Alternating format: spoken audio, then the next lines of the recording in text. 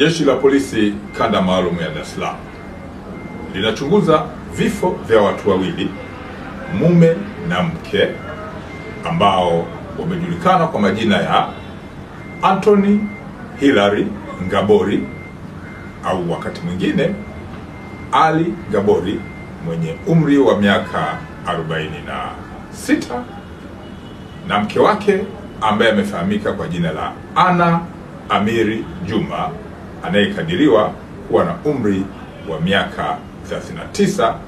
Wote ni wakazi wa Bunyokwa ambayo ipo katika wilaya ya Ilala jijini Dar es Salaam.